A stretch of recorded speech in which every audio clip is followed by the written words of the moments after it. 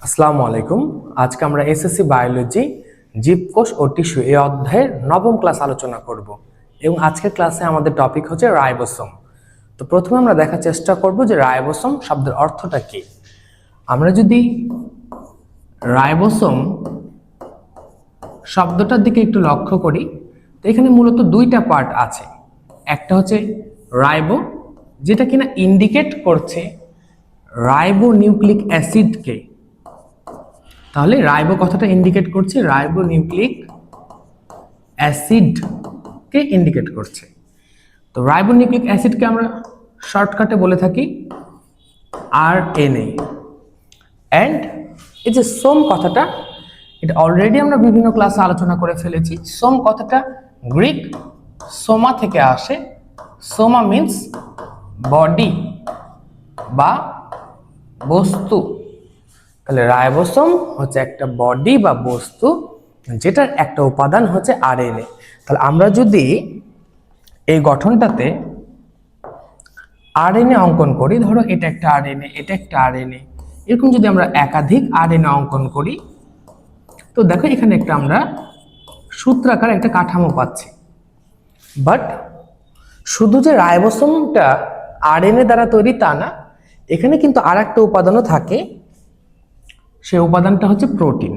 তাহলে এখানে আর একটা উপাদান অ্যাড করব আমরা, তা হচ্ছে প্রোটিন।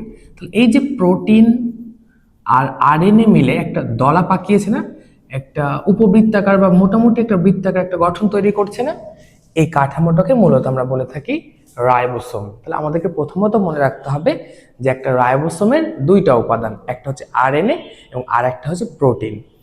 তো এখানে আমরা আর একটা জিনিস মনে রাখার ট্রাই করব, তা হচ্ছে এই রাইবোসোমটা তৈরি হয় মূলত, মানে রাইবোসোমের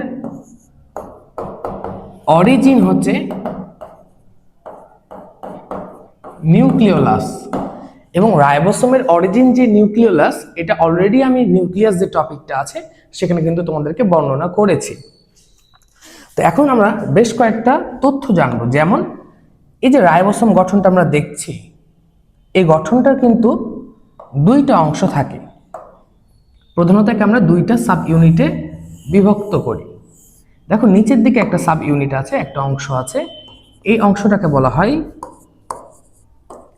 স্মল সাব ইউনিট। অ্যান্ড উপরে একটা আমরা সাব ইউনিট দেখতে পাচ্ছি, এটাকে বলা হয় লার্জ সাব ইউনিট।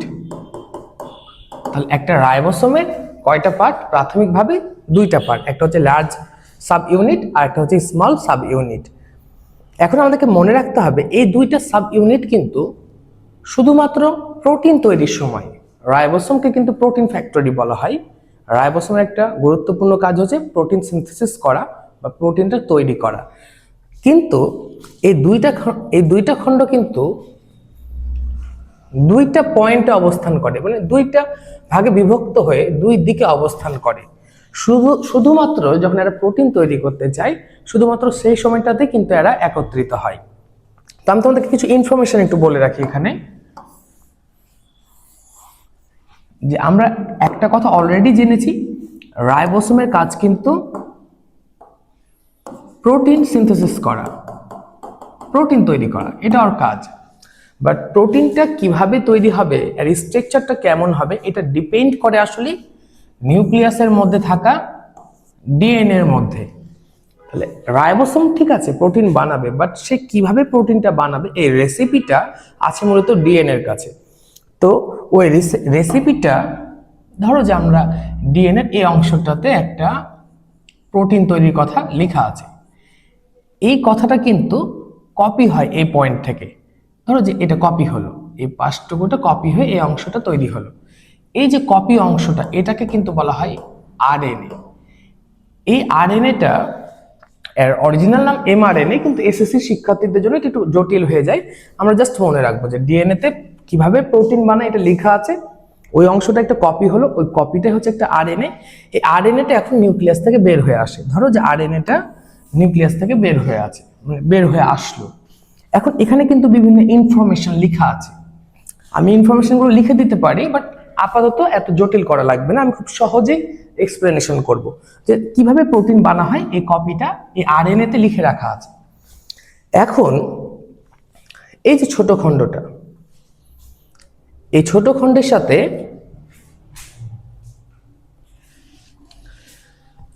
একটা টিআরএনএ, মানে এক কথায় একটা আরএনএ, ধরলাম যে সেটা দেখতে এই ধরনের, এরকম একটা আরএনএ, এটা একটা আরএনএ, সে একটা অ্যামিনো অ্যাসিডকে ধরবে, ধরার পর এটা নিয়ে, দেখো এটা একটা আরএনএ, সে একটা অ্যামিনো অ্যাসিডকে ধরেছে, এটা ধরে সে মূলত এই ছোট খণ্ডের সাথে যুক্ত হয়। এই ছোট খণ্ডের সাথে সে যুক্ত হলো। তো দেখো খুব জটিল লাগবে না, আমি তোমাদেরকে ক্লিয়ার করে দিচ্ছি বিষয়টা। রাইবোসোমের দুইটা পার্ট, দেখো এটা একটা বৃহৎ পার্ট, এটা একটা ক্ষুদ্র পার্ট।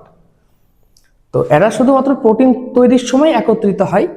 এখন যে ছোট খণ্ডটা আছে সে কি করছে, একটা টিআরএনএ কে বলেছে যে একটা অ্যামিনো অ্যাসিড ধরে নিয়ে আমার কাছে আসো, তখন টিআরএনএটা একটা অ্যামিনো অ্যাসিডকে ধরে তার কাছে নিয়ে এসছে। এই হচ্ছে আপাতত ঘটনা। এই যে এখানে একটা জটিল কাঠামো দেখছো না, যে রাইবোসোমের একটা ছোট খণ্ড আছে, এখানে একটা আরএনএ আছে, মানে টিআরএনএ আছে, এবং এখানে একটা অ্যামিনো অ্যাসিড সে ধরে নিয়ে এসছে। এটা নিয়ে সে কিন্তু এখানে এসে বসে। আমি একটু ওয়েট, সে কিন্তু ওই যে ডিএনএ থেকে কপি করে আনা আরএনএ ওইটার উপরে এসে এখানে বসলো। এই তো হচ্ছে আপাতত বিষয়বস্তু। তাহলে আমরা কি কি পড়লাম? রাইবোসোমের একটা বৃহৎ খণ্ড আছে, একটা ক্ষুদ্র খণ্ড আছে। ক্ষুদ্র খণ্ডটা একটা টিআরএনএ কে ডেকেছে তার কাছে, ওই টিআরএনএ একটা অ্যামিনো অ্যাসিডকে নিয়ে আসছে। নিয়ে আসার পর তারা ডিএনএ থেকে কপি করে আনা যে আরএনএ আছে তার উপরে এসে সেট হয়েছে। এই যে যেমন এটা সেট হলো তেমনই একটা ঘটনা ঘটবে। কি ঘটনা ঘটবে জানো? এই যে রাইবোসোমের একটা বড় খণ্ড আছে না, এই যে একটা বড় খণ্ড, এই বড় খণ্ডটা এখন এই ছোট খণ্ডে এসে সেট হবে। এই যে দেখো ছোট খণ্ডের উপরে এসে সেট হলো। এই যে দেখো ছোট খণ্ডটা যখন সেট হলো না, তখন এখানে দেখো আমরা দেখতে পাবো যে বড় খণ্ড যেটা আছে, এই বড় খণ্ডে এরকম তিনটা কিন্তু ঘর থাকবে। দেখো একটা ঘর, তারপরে এটা একটা ঘর, দুইটা ঘর, আর এটা আরেকটা ঘর, তিনটা ঘর। একটু জটিল মনে হলো, আমি তোমাদেরকে এই আমার কথাগুলো শুনতে থাকো, আমি তোমাদেরকে আরেকটা ভিডিও দেখাবো এটার পর, তখন তুমি 100% ক্লিয়ার হবা। তবে এই টপিকটা, এই প্রসেস ছাড়া আর অন্য কোনো উপায় নাই এসএসসি লেভেলে তুমি বুঝে উঠবা। তো দেখো এখানে কি আছে, দেখো নিচের যে অংশটা আছে, এই নিচের যে অংশটা, এই অংশটা কিন্তু এই যে আমি লাল কালার করে দিলাম, এটা কিন্তু ছোট খণ্ড। এবং উপরের দিকে দেখো একটা অংশ আছে, যে এটা একটা অংশ উপরের দিকে, এটার কালারটা আমি ধরো একটু সবুজ করে দিলাম। তাহলে এটা হচ্ছে উপরের খণ্ড, এটা নিচের খণ্ড। আর নিচের খণ্ড কিন্তু ওই যে একটা আমরা একটু আগে দেখেছিলাম যে একটা অ্যামিনো অ্যাসিডকে ধরে এনেছিল, ওই যে একটা অ্যামিনো অ্যাসিডকে সে ধরে এনেছিল, এবং কি দিয়ে ধরে এনেছিল, তার কাছে একটা ওই যে আরএনএ ছিল, মানে একটা টিআরএনএ ছিল। এই হচ্ছে ওভারঅল আপাতত ঘটনা।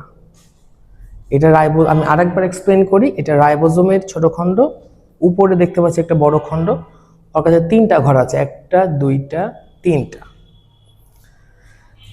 এবং ছোট খণ্ডটা দেখো একটা টিআরএনএ এবং তার সাথে কিন্তু একটা অ্যামিনো অ্যাসিডকে ধরে রেখেছে।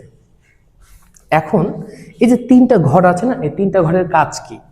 যেটা প্রথম ঘর, এখানে নতুন নতুন অ্যামিনো অ্যাসিড আনে, নতুন নতুন অ্যামিনো অ্যাসিডকে আনা হয়। কেন? ধরো আমরা কি বানাতে চাইছি, রাইবোসোমের মাধ্যমে কিন্তু আমরা প্রোটিন বানাতে চাইছি। প্রোটিন মানে chain of amino acid, chain of amino acid. তাহলে একটা অ্যামিনো অ্যাসিড এখানে আছে, কিন্তু একটা অ্যামিনো অ্যাসিডে তো আর প্রোটিন তৈরি হয় না। তাহলে অসংখ্য অ্যামিনো অ্যাসিড আসার জন্য একটা ঘর থাকা লাগবে। তাহলে এই যে সামনে যে ঘরটা দেখতে পাচ্ছ, এটাকে বলা হয় এ সাইট। এই এ সাইটটাতে নতুন নতুন অ্যামিনো অ্যাসিডকে ধরে ধরে আনা হয়। কে ধরে ধরে আনে? টিআরএনএ বা ট্রান্সফার আরএনএ, যেরকম একটা টিআরএনএ বা ট্রান্সফার আরএনএ থাকে, সে নতুন নতুন অ্যামিনো অ্যাসিডকে এই পয়েন্টে ধরে ধরে নিয়ে আসে। এটা আমাদেরকে মনে রাখতে হবে। এবং এখানে নতুন নতুন অ্যামিনো অ্যাসিড আসে বলেই এখানে অ্যারাইভ করে নতুন নতুন অ্যামিনো অ্যাসিড, তাই জন্য এটাকে বলা হয় এ সাইট। দেন এই যে মাঝখানে যে জায়গাটা দেখছো না, এই জায়গাটাকে বলা হয় পি সাইট। এখানে আসলে প্রোটিন তৈরি হবে বা পলিপেপটাইড চেইন তৈরি হবে। আর যেটা ই সাইট, দেখো যারা একটা পয়েন্ট থাকবে যেখানে অ্যামিনো অ্যাসিড আসবে, এখানে অ্যামিনো অ্যাসিডগুলো যুক্ত করা হবে। আর এই পয়েন্টে যারা অ্যামিনো অ্যাসিডকে এতক্ষণ পর্যন্ত এনেছিল তারা কাজ শেষ করে এই পয়েন্ট থেকে বের হয়ে যাবে। আমি বুঝতে পারছি তোমাদের কাছে এটা হয়তো একটু জটিল লাগছে, কিন্তু তুমি যদি বুঝে পড়তে চাও তাহলে জটিল জিনিসটাকেও তোমাকে কিন্তু অবশ্যই শিখতে হবে। এবং আমার বিশ্বাস তোমরা এটা সম্পূর্ণ ক্লাস করে উঠবে, তখন এটা 100% ক্লিয়ার হবে। দেখো তাহলে আমরা দেখতে পাচ্ছি এখানে একটা বড় খণ্ড, একটা হচ্ছে এ সাইট, একটা পি সাইট, মাঝখানে এখানে প্রোটিন তৈরি হয়। আর এখান থেকে সমস্ত অ্যামিনো অ্যাসিড আনার পর টিআরএনএ গুলো বের হয়ে যায়, এখান থেকে এক্সিট করে, তাই এটার নাম হচ্ছে ই সাইট। এখানে আমি আরেকটা কথা বলে রাখি, এই যে প্রোটিন মানে চেন অফ অ্যামিনো অ্যাসিড, একটা অ্যামিনো অ্যাসিডকে কিন্তু বলা হয় পেপটাইড। কি বলে ডাকা হয়? পেপটাইড। তাহলে এখানে তো অনেক অ্যামিনো অ্যাসিড আছে। বায়োলজিতে পলি মিনস কিন্তু অনেক, তাহলে এখানে অনেক অ্যামিনো অ্যাসিড আছে মানে অনেক পেপটাইড আছে, তাই প্রোটিনকে কিন্তু আমরা ইনডাইরেক্টলি পলিপেপটাইড বলে আখ্যায়িত করতে পারি। তাহলে এই কথাটা আমাদের মনে রাখতে হবে যে প্রোটিন তৈরি করা মানেই অ্যামিনো অ্যাসিডের চেইন তৈরি করা, আবার প্রোটিন তৈরি করা মানে কিন্তু পলিপেপটাইড তৈরি করা। তো আমরা এই ঘটনাটা ভিডিওর মাধ্যমে এখন একটু দেখব। মোটামুটি এইটুকু ইনফরমেশন একটু মাথায় রাখো। আমি জাস্ট তোমাদেরকে আরেকবার একটু টাচ দিই। ঘটনাটা কিন্তু খুবই সহজ। ধরো এটা একটা রাইবোজোম, দুইটা কালার দিলাম, মানে এটা আরএনএ আর প্রোটিন দ্বারা তৈরি। এর দুইটা পার্ট আছে, দুইটা পার্ট দুই দিকে অবস্থান করছে, একসাথে থাকে না, দুইজনে দুই দিকে থাকে। এই যে ছোট খণ্ডটা আছে সে কি করে, একটা অ্যামিনো অ্যাসিডকে টিআরএনএ ধরে রাখে, সেটার সাথে সে এসে যুক্ত হয়। তো এই যে যুক্ত হলো, ভালো কথা, যুক্ত হয়েছে। যুক্ত হওয়ার পর ওই যে ডিএনএ তে লেখা আছে কিভাবে প্রোটিন তৈরি হয়, ওটা কপি হয়েছিল আরএনএ। ওই আরএনএর কাছে এরা গমন করে। তো ভালো কথা, গমন করলো, ধরো যে গমন করেছে, যে পয়েন্টে গমন করেছে। তো গমন করার পর যেটা বড় খণ্ড আছে, এই বড় খণ্ডটা এর উপরে এসে বসে। এটাকে আরেকটু সাইজে বড় করা উচিত। এই যে বড় খণ্ড এখানে এসে বসলো, ভালো কথা, বসলো। তো এই যে বড় খণ্ডটা বসলো, এর কাছে কিন্তু তিনটা ঘর আছে। কয়টা ঘর আছে? তিনটা। এই যে মাঝে একটা ঘর আছে, এই পয়েন্টে একটা ঘর আছে, আর এই পয়েন্টে একটা ঘর আছে। তো এই জায়গাতে তো ঢেকে গেছিল, এখন আমি পয়েন্টটা আরেকবার দেখিয়ে দিই তোমাদেরকে, যে এখানে তো যে প্রথম অ্যামিনো অ্যাসিড একটা ছিল টিআরএনএ যেটাকে নিয়ে এসেছিল, সেটা কিন্তু এই পয়েন্টে এখন আছে। কেউ আসলে এই পয়েন্ট দিয়ে আসবে, আর কেউ বের হলে এই পয়েন্ট দিয়ে বের হয়ে যাবে। এইটুকু আশা করি তোমরা ধরতে পেরেছো কনসেপ্টটা। তাহলে এখন যদি আমরা এই ভিডিওটা একটু দেখি,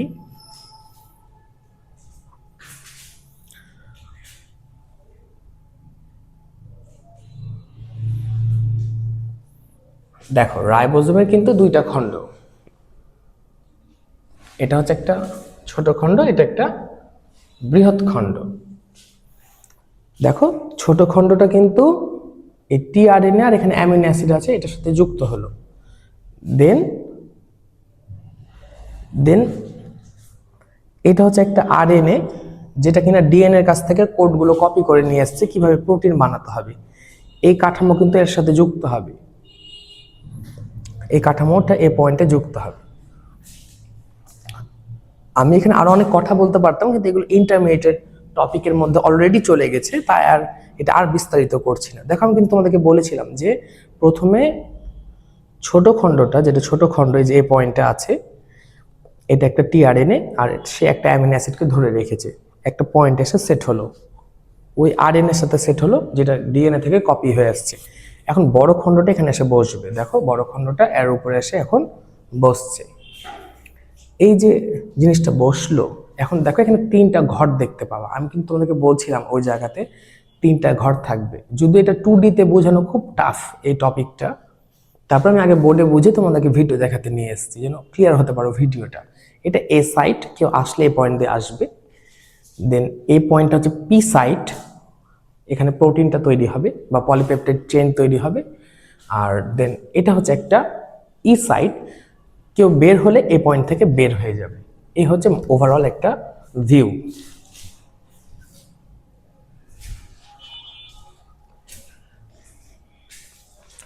দেন দেখো এই জায়গাতে কিন্তু কিছু কোড দেওয়া আছে, এই কোড অনুযায়ী কিন্তু এখানে অ্যামিনো অ্যাসিডকে ধরে নিয়ে আনতে হবে, কারণ আমরা তো জানি অ্যামিনো অ্যাসিড একটার পর একটা যুক্ত হলে কিন্তু প্রোটিন তৈরি হবে।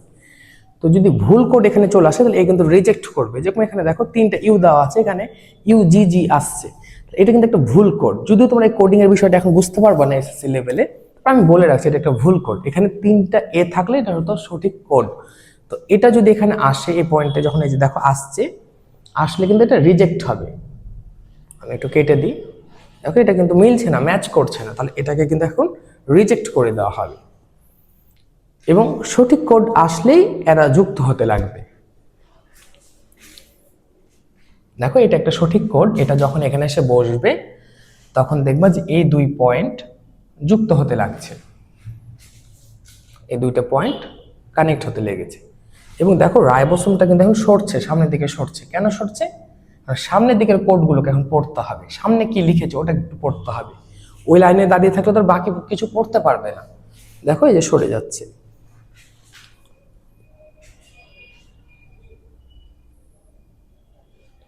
তো এই পয়েন্টটাতে দেখো প্রোটিন তৈরি হচ্ছে, দেখো একটা অ্যামিনো অ্যাসিডের সাথে আরেকটা অ্যামিনো অ্যাসিড যুক্ত হয়েছে।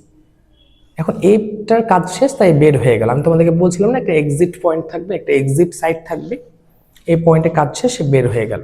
এখন নতুন নতুন ইনফরমেশন অনুযায়ী অ্যামিনো অ্যাসিড আসতেই থাকবে, এর কাজ শেষ, বের হয়ে যাবে। মাঝখানে দেখো প্রোটিন তৈরি হচ্ছে, মানে চেইন অফ অ্যামিনো অ্যাসিড তৈরি হচ্ছে, মানে পলিপেপটাইড তৈরি হচ্ছে। দেখো এইভাবে চলতেই থাকবে এবং একটা কোড থাকবে, যে কোডটা নির্দেশ করবে ঘটনাটাকে এখানে শেষ করা উচিত। তাহলে এরকম একটা কোড যখনই আসবে তখন আমাদেরকে ধরতে হবে যে রাইবোজোমের কাজ কমপ্লিট। এই কোডগুলো সম্পর্কে আমি তোমাদেরকে ইন্টারমিডিয়েটে জেনেটিক কোড যখন পড়াবো তখন বিস্তারিত বলবো। তো একটা রিলিজিং ফ্যাক্টর আসবে, আর অরিজিনাল নাম হচ্ছে পিআরএফ, এখানে আরএফ লেখা আছে, এটার নাম প্রোটিন রিলিজিং ফ্যাক্টর। এ আসে এখানে সেট হবে যে ও ওকে কাজ ডান। তাহলে ডান হলে এখন এরা সবাই আবার আগের মতো হয়ে যাবে। এই যে প্রোটিন তৈরি হলো আর বাকি সবাই আবার পূর্ব অবস্থায় ফেরত গেল। তো আমরা কি দেখলাম, রাইবোজোমের 2টা খণ্ড সবসময় কিন্তু এক জায়গাতে থাকে না, তার আলাদা থাকে, প্রোটিন তৈরির সময় একসাথে আসে। তো এই যে আমরা কথাটুকুটা পড়লাম বা ভিডিওটা দেখলাম এবং ক্লাসটা স্টাডি করলাম, আশা করি তোমরা রাইবোজোমের মানে কাজ করে, এরা যে প্রোটিন বানায়, বই যে লেখা আছে এরা প্রোটিন তৈরি করে, বা বইয়ে কথাটা লেখা আছে এরা পলিপেপটাইড চেন সংযোজন করে। পলিপেপটাইড মানে কি? অনেকগুলো পেপটাইড। পেপটাইড মানে কি? Amino acid. এরা যে একটা অ্যামিনো অ্যাসিডের সাথে আর একটা অ্যামিনো অ্যাসিডকে যুক্ত করে। আশা করি তোমরা এই ভিডিওটার মাধ্যমে বিষয়গুলোকে সঠিকভাবে বুঝতে পেরেছ। এখন আমরা যদি তোমাদের মূল বইটাতে একটু লক্ষ্য রাখি, তোমাদের মূল বই কি বলছে রাইবোজোম সম্পর্কে?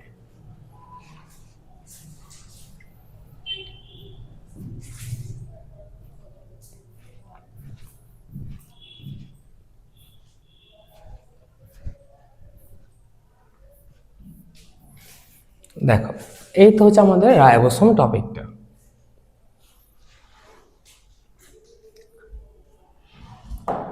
রাইবোসোম সম্পর্কে একটা ইনফরমেশন বলছে যে এটা প্রাণীতেও পাওয়া যাবে আবার উদ্ভিদেও পাওয়া যাবে, এবং বলছে এটা একটা ঝিল্লিবিহীন বা পর্দাবিহীন অঙ্গাণু। দেন একটা কথা বলছে, দেখো প্রোটিন সংশ্লেষণে সাহায্য করে। তো আরে বাবা, প্রোটিন সংশ্লেষণে সাহায্য করে এটা তো বই লেখা আছে, তুমি তো এটা মুখস্থ করে নিতে পারবা, কিন্তু কিভাবে সংশ্লেষ করে একটু বুঝে রাখতে হবে। দেন আরেকটা কথা বলছে, প্রোটিনের পলিপেপটাইড চেন সংযোজনে এই রাইবোজোমে হয়ে থাকে। এটা মানে কি?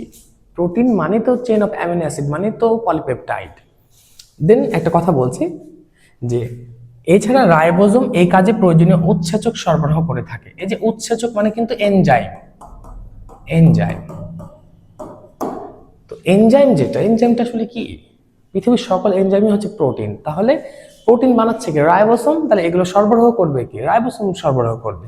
এখানে আরো কিছু কথা বলছে যে উৎসেচকের কাজ হলো প্রাণ রাসায়নিক বিক্রিয়ার গতি বাড়িয়ে দেওয়া, এটা লাইন একটা মনে রাখতে পারো, রিডিং পড়ে রাখবে। এটা এনজাইম সম্পর্কে বলছে। বলছে উল্লেখ্য মাইটোকন্ড্রিয়ার ম্যাট্রিক্স এবং প্লাস্টিডের স্টোমাতেও রাইবোসোম থাকে। তোমরা যারা আমার প্লাস্টিড মাইটোকন্ড্রিয়া ক্লাস করেছো সেখানে আমি বিস্তারিত পরে রেখেছি, তাদেরও কিন্তু রাইবোসোম থাকে। তো এই কথাটা আমরা মনে রাখবো যে কোষের মধ্যে তো আছে, আদি কোষে তুমি রাইবোসোম পাবা, প্রকৃত কোষে রাইবোসোম পাবা, আবার প্রকৃত কোষের অঙ্গাণু হচ্ছে প্লাস্টিড মাইটোকন্ড্রিয়া, এদের মধ্যে তুমি কিন্তু রাইবোসোমটা পাবা। এই কথাগুলো আমরা মনে রাখবো। বলছে ওই অঙ্গাণু সমূহের নিজস্ব ডিএনএ, মানে ডিএনএ এর মধ্যে প্রোটিন তৈরি ইনফরমেশন থাকে, ডিএনএ সংকেত অনুযায়ী প্রোটিন সংশ্লেষণে অংশ নেয়। তাহলে রাইবোসোম কিভাবে কাজ করে আমি একটু আগে তোমাদেরকে বলছিলাম কিন্তু যে ডিএনএ থেকে কিন্তু আরএনএ, ডিএনএ তে মূল সংকেতটা লেখা আছে, ওটা আরএনএ এর মাধ্যমে কপি হয়ে আসে, রাইবোসোম ওটা দেখে দেখে বানায়। এই লাইনটা জাস্ট এখানে লেখা আছে ডিএনএ এর সংকেত অনুযায়ী প্রোটিন সংশ্লেষণে অংশ নেয়। আবার বলছে যে ব্যাকটেরিয়াও এভাবে কাজ করে, মানে ব্যাকটেরিয়া কোষের সাইটোপ্লাজমে অবস্থিত রাইবোসোম সেই কোষের জন্য প্রোটিন সংশ্লেষণ করে। কেমন? ধরো এটা একটা ব্যাকটেরিয়া, এখানে আছে ডিএনএ, এখানে আছে রাইবোসোম, তাহলে এই ডিএনএ যে সংকেতটা দিবে, ধরো একটা সংকেত দিল, এই সংকেত দেখে দেখে রাইবোসোমও তখন প্রোটিন বানিয়ে দিবে। এটা ব্যাকটেরিয়াকে না, এটা ব্যাকটেরিয়া তো আদিকোষ, শুধু আদিকোষকে না, এটা প্রকৃত কোষের ক্ষেত্রে একই প্রসেস। যে কোনো কোষে রাইবোসোম কাজ করবে, ডিএনএ থেকে সংকেত আসবে, আরএনএ তে কনভার্ট হবে, ওই কনভার্ট হওয়া তথ্যটা কিন্তু তখন ওই রাইবোসোম দেখে দেখে তখন প্রোটিন বানাবে। এখানে আরেকটা খুব ইম্পর্টেন্ট কথা বলছে, জৈব অভিব্যক্তির ধারায় অন্য কোষের অংশ হয়ে ওঠার আগে এই দুটি অঙ্গাণু যে একসময় স্বাধীনভাবে বসবাস করত তার সাপেক্ষে এটিও একটি প্রমাণ। এই লাইনটা এসএসসি লেভেলে কোনো শিক্ষকই ব্যাখ্যা করে না, তো এটার ব্যাখ্যাটা একটু জটিল, তবে তোমরা যদি মনে করো আমি চেষ্টা করব, তোমরা অবশ্যই বুঝতে পারবা। দেখো আমি লাইনটা আরেকবার পড়াচ্ছি, জৈব অভিব্যক্তির ধারায় অন্য কোষের অংশ হয়ে ওঠার আগে এই দুইটি অঙ্গাণু, এখানে দুইটি অঙ্গাণু বলতে কিন্তু দেখো এখানে কিন্তু দুইটা অঙ্গাণুর কথা বলেছিল, একটা নাম ছিল ওই যে প্লাস্টিড, আর একটা হচ্ছে মাইটোকন্ড্রিয়া, এদের কথা বলছি যে জৈব ব্যক্তির ধারায় অন্য কোষের অংশ হয়ে ওঠার আগে এই দুইটি অঙ্গাণু মানে প্লাস্টিড মাইটোকন্ড্রিয়া একসময় স্বাধীনভাবে বসবাস করত, তার সাপেক্ষে এটিও একটি প্রমাণ। কোনটি একটি প্রমাণ? এই রাইবোসোম এটাও একটা প্রমাণ। কিভাবে? যদি আমরা বিষয়টা দেখি, ধরো এটা একটা প্রকৃত কোষ,